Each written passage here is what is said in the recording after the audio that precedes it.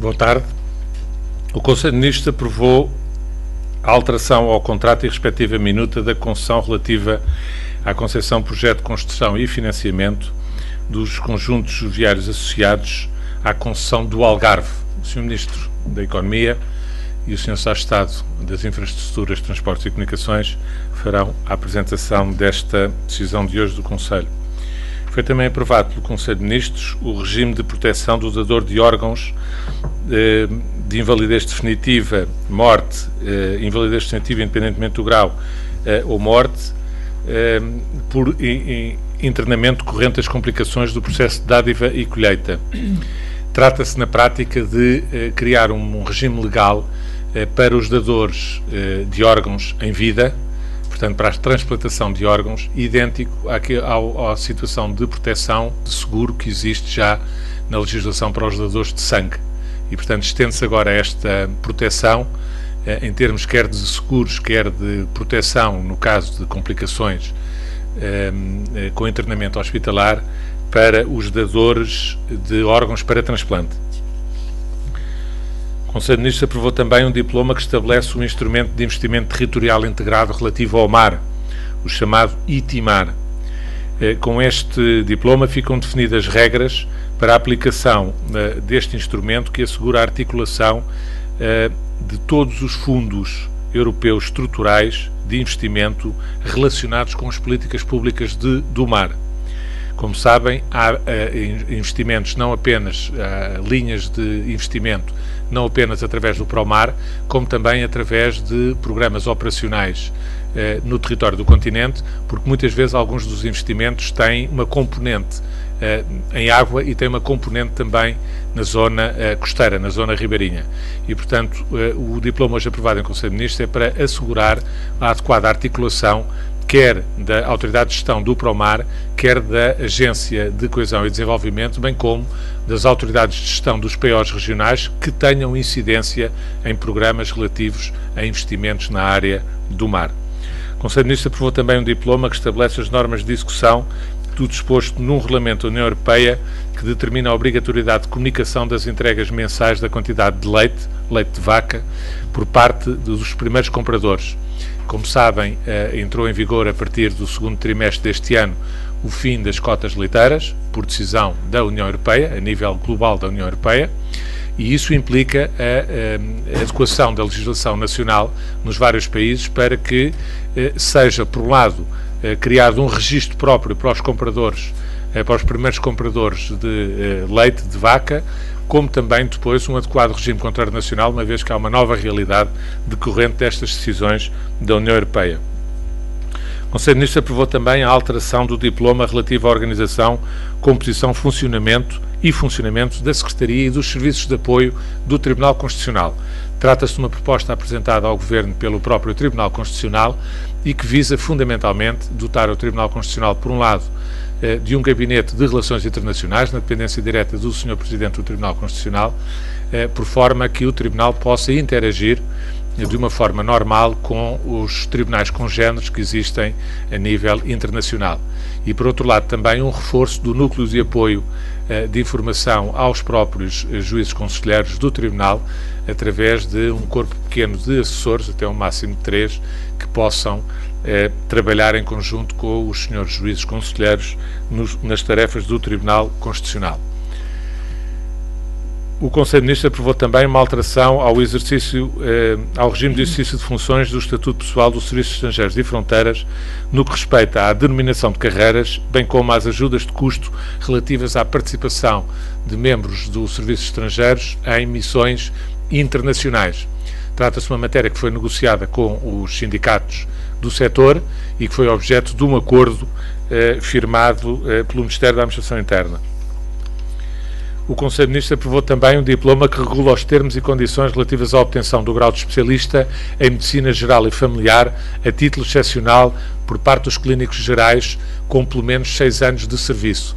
Com este diploma hoje aprovado, cria-se um mecanismo através do qual os médicos de clínica geral que pretendam aceder à condição de especialista, para com isso poderem reforçar os médicos de família, possam, através de um mecanismo de formação rápida, a título excepcional, ingressar, transitar para o grau de especialista em medicina familiar.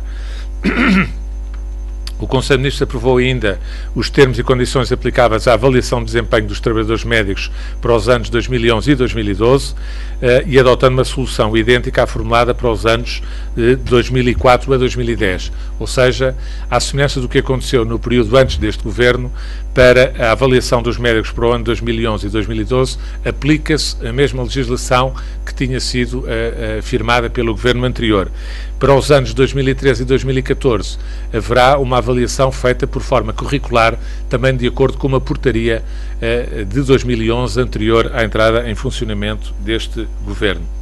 Por último, referir-vos que o Conselho de Ministros decidiu propor ao Sr. Presidente da República a nomeação para o cargo de representante militar nacional junto do Quartel-General do Comando Supremo das Forças Aliadas na Europa, situado na Bélgica, do Sr. Comodoro Vladimiro das Neves Coelho, uma vez que o atual representante nacional termina a sua comissão de serviço no próximo mês de setembro.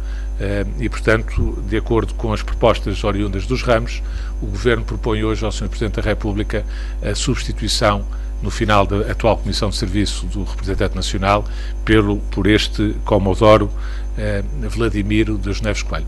Eu peço ao Sr. Ministro da Economia, então, para vos fazer a apresentação da decisão hoje tomada no Conselho de Ministros sobre as concessões rodoviárias. Muito boa tarde a todos. Começava com um número, 7,2 mil milhões de euros. Eu creio que é um valor que merece ser fixado por todos os portugueses.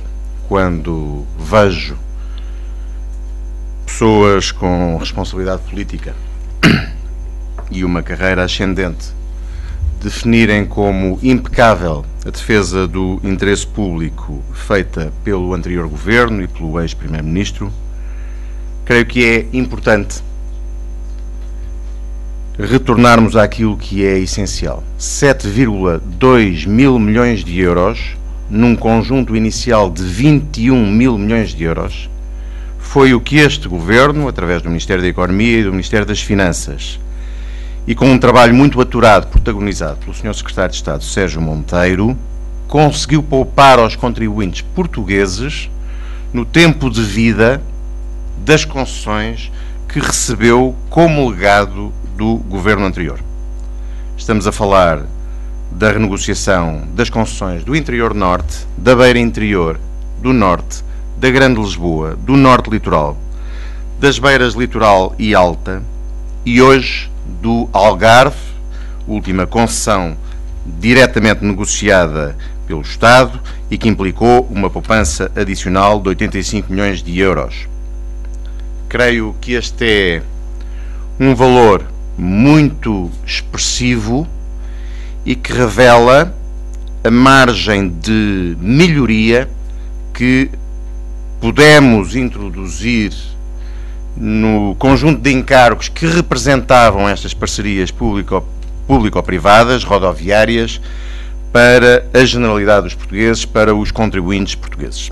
E passaria agora a palavra, se me permitirem, e depois terminaria, ao Sr. Secretário de Estado, Sérgio Monteiro, para vos dar nota mais detalhada daquilo que significam estas negociações e, em concreto, aquela que hoje aprovámos em Conselho de Ministros. Muito obrigado, Sr. Ministro. Bom dia a todos. De facto, como disse o Sr. Ministro, concluímos hoje o esforço relativo à revisão dos contratos das concessões diretas do Estado. É o conjunto referido pelo Sr. Ministro. Eu relembro que houve também uma decisão já de algum tempo, mas que importa hoje relembrar, relativo ao túnel do Marão.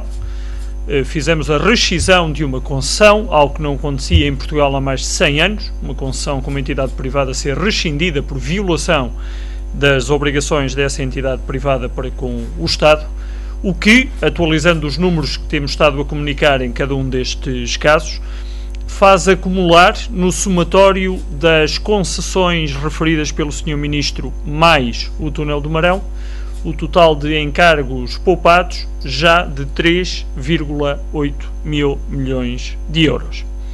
No caso particular da concessão do Algarve, trata-se de uma redução de encargos durante a vida do contrato de 85 milhões de euros, uma vez que a concessão do Algarve era das que tinha menos encargos para o Estado, tinha já um custo operacional mais baixo do que todas as outras e tinha também a rentabilidade acionista, ou seja, lucro dos privados, o mais baixo de todo o conjunto de concessões. Eu relembro que havia concessões que tinham 17% de lucro acionista. Neste caso tínhamos já uma concessão com 8%, foi possível ainda assim baixar para um nível abaixo de 8%, de cerca de 7,5%, mas a poupança associada a esta renegociação representa 85 milhões de euros. Este combate às rendas, ao desperdício que o Estado fazia no pagamento destes contratos foi colocado pelo Governo no centro da discussão.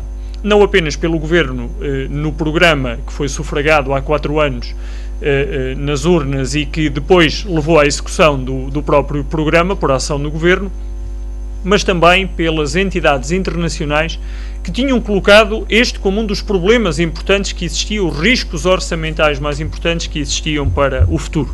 Estamos, por isso, a remover encargos, a remover riscos orçamentais e a garantir um horizonte de esperança para todo o país por via deste esforço musculado que foi possível conseguir concluir agora com a concessão do Algarve. Como sempre, nestas concessões, o ataque foi sobretudo ao desperdício, quer por redução da rendibilidade acionista, quer do custo associado à manutenção futura das vias, nomeadamente da via do Infante, que tem também aqui níveis de redução expressivos.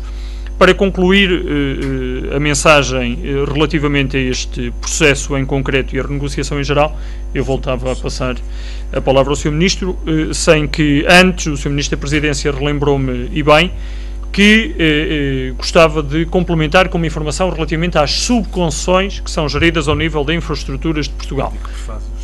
Está terminado o trabalho relacionado com as concessões, com a poupança, como eu referi, de 3,8 mil milhões de euros. Para chegarmos aos 7,2 mil milhões de euros referido como objetivo geral pelo Sr. Ministro, falta a Infraestruturas de Portugal fechar a negociação, que está concluída, mas ainda não formalmente assinada, relativo às subconcessões, portanto, concessões geridas pela Infraestruturas de Portugal. O primeiro bloco de pelo menos 4 subconcessões virá na próxima sessão do Conselho de Ministros para ser aprovado. O calendário será oportunamente divulgado pelo Sr. Ministro da Presidência, mas ainda na primeira quinzena do mês de agosto. As 3 restantes subconcessões serão apresentadas na segunda quinzena de agosto, mas, portanto, até ao final do mês de agosto temos concluído, do ponto de vista do Estado, a intervenção que leva aqui a poupança global de 7,2 milhões de euros, mil milhões de euros, fique cristalizada nesta legislatura, tal como nos comprometemos há 4 anos com os portugueses. Muito obrigado. Creio que sobre esta matéria os dados que apresentámos são elucidativos e queria agora chamar a vossa atenção, se me permitem, para outros 2 números. 12,5%. Esta era a taxa de desemprego que Portugal tinha em maio de 2011. 12,4%. Esta é a taxa de desemprego que Portugal tem em maio de 2015. Creio que no momento em que finalmente estamos com uma taxa de desemprego que foi reclassificada pelo INE e por isso tinha sido apresentada como 13,2%, mas afinal é de 12,4% em maio, e este número já não sofrerá alteração. A previsão de junho do INE é 12,4%, logo veremos que alteração poderá ter esse número quando for definitivamente apresentado, mas 12,4% é, pela primeira vez, um valor inferior, em termos de taxa de desemprego, àquele que este Governo recebeu como legado em maio de 2011. poderíamos, talvez, aproveitar este número para fazer um discurso de autoelogio ao Governo. Não é isso que eu pretendo fazer aqui. Muito francamente, quem cria emprego são as empresas, é o setor privado, não só empresarial, mas também em muitas outras áreas. E tendo em atenção que com os dados que agora conhecemos, chegamos à evidência objetiva de que desde janeiro de 2013 até maio de 2015 a economia portuguesa foi capaz de criar 202 mil postos de trabalho líquidos, eu creio que é importante felicitar as empresas, o setor privado, todos aqueles que são responsáveis por este momento de recuperação económica que se traduziu na capacidade, nos últimos 30 meses, de termos criado mais 202 mil oportunidades de trabalho, que são seguramente um motivo de esperança para todos aqueles portugueses que estavam à procura de emprego, que estavam desempregados e que, através dessa oportunidade, conseguiram dar um sentido mais útil e digno às suas vidas. O Estado não é indiferente a este esforço. Vale a pena aqui lembrar que cerca de 1/3 dos postos de trabalho criados em Portugal desde janeiro de 2013 até maio de 2015 foram criados através de estágios profissionais decididos pelas empresas, não artificialmente criados pelo Estado, decididos pelas empresas, mas que contaram com o apoio de entidades públicas, nomeadamente numa primeira fase do Instituto de Emprego e Formação Profissional. E relativamente a estes estágios, eu queria vos dar mais dois números. 70% destes estágios resultam, terminado o estágio, num trabalho na própria empresa ou empresas do setor 2 meses depois. Não são estágios artificiais, são estágios que, depois de concluído, em 70% dos casos, resultam em oportunidades de trabalho para as pessoas que, por essa via, tiveram acesso a uma oportunidade profissional. Estamos a viver, creio que, um momento de esperança. É evidente que 12,4% de desemprego é muito melhor do que 17,7% e é também melhor do que 12,5%. Ponto de partida deste governo. Mas ainda é uma taxa de desemprego alta, temos de ter a humildade para reconhecer isso, mas creio que a forma como está a funcionar a economia portuguesa, gerando todas estas oportunidades de trabalho, está no caminho certo e é seguramente um motivo de esperança para todos aqueles que ainda procuram a sua oportunidade de trabalho em Portugal. Ficamos à vossa disposição.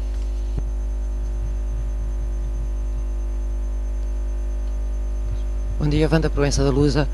Eu gostava só aqui, em relação ao regime das cotas leiteiras, de tentar perceber porque é que optaram por esta, portanto, a opção de manterem o registro dos, isto tem algum tipo de implicação, porque eu sei que o fim das cotas leiteiras tem tido algumas repercussões, não é? Portanto, no setor, e em princípio poderão ou deverão ser estudadas medidas para tentar ultrapassar este problema.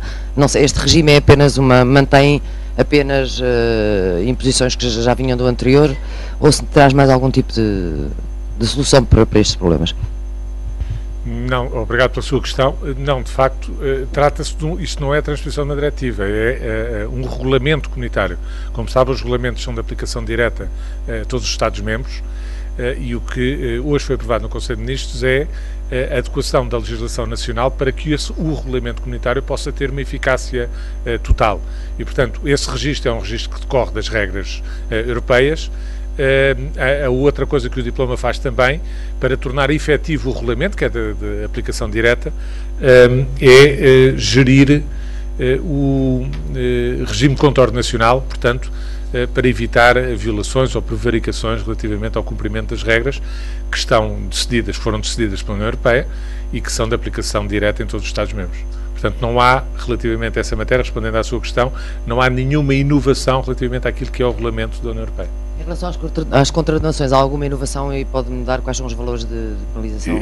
Os valores são os do regime geral, portanto, não há nenhum, são os do regime geral de contraordenações, não há nenhuma especialidade, nem isso poderia ter sido, haver alguma especialidade, só poderia ser feito por decisão da Assembleia da República, não poderia ser feito por decreto-lei. O diploma de hoje é um decreto-lei, é uma decisão do Governo, e é adequar isto ao regime geral das contraordenações.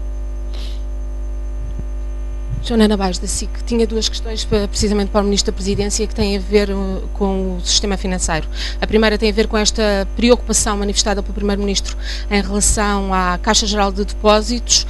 Queria saber se essa preocupação já foi abordada aqui no Conselho de Ministros e se há alguma diligência a tomar em relação à Caixa Geral de Depósitos para apressar esta devolução do capital injetado na Caixa e que tipo de consequências é que essa devolução não atempada poderá ter.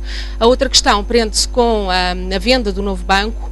Ficou a saber-se ontem, e queria saber se o Governo já foi informado disso também por parte do Banco de Portugal, que a venda, em princípio, deverá derrapar para meados de agosto, o que faz com que passe mais de um ano da data em que foi decidida a resolução. Queria saber se confirma essa derrapagem daquele que era o prazo inicial estimado e se o fato de passar mais de um ano faz com que isso tenha um impacto imediato no déficit ou não, em termos de contabilização. Uma vez que esse prazo, penso, e corrija-me se estiver errada, que provocaria de imediato uma alteração nas normas de contabilização por parte do INE.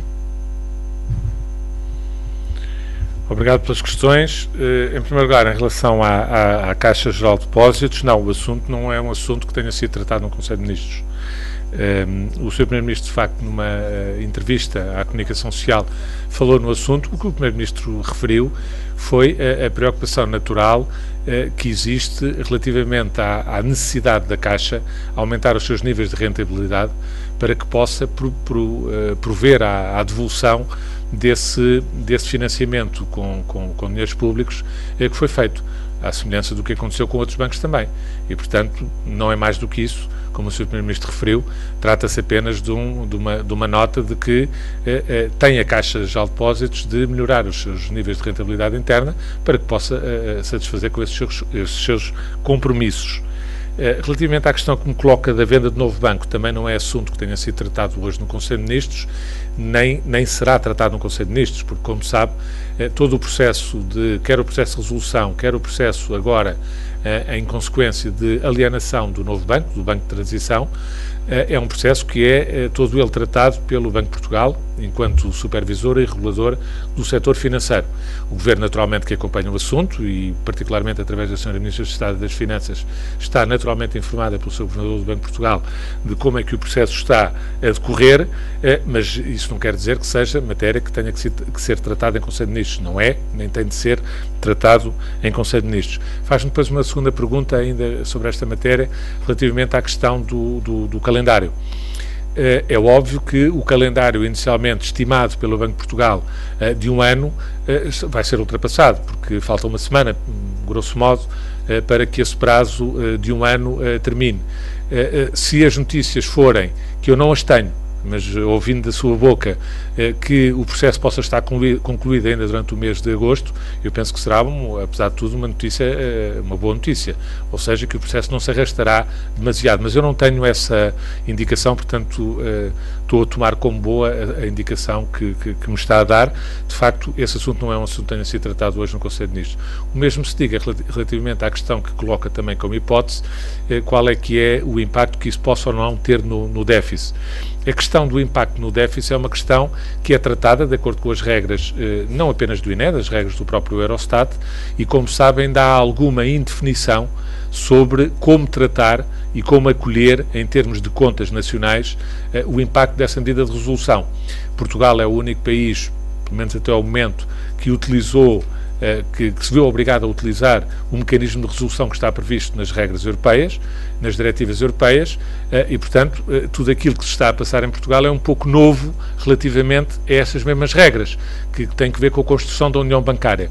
Portugal aguarda, naturalmente, que as instâncias europeias, e depois o INE, seguindo as regras que vierem do Eurostat, que as instâncias europeias definam exatamente como é que são classificadas, como é que se deve fazer a classificação financeira do impacto destas medidas. Sendo certo que o que interessa aqui reter, acima de tudo, é que aconteça o que acontecer, a medida de resolução foi uma medida que não só se mostrou adequada à salvaguarda do sistema financeiro, prova disso é que já lá vai quase um ano, e os cenários catastrofistas que eram apresentados na altura, de que a falência de um banco com o peso que tinha o Banco Espírito Santo no sistema financeiro nacional, essas perspectivas catastrofistas não se confirmaram.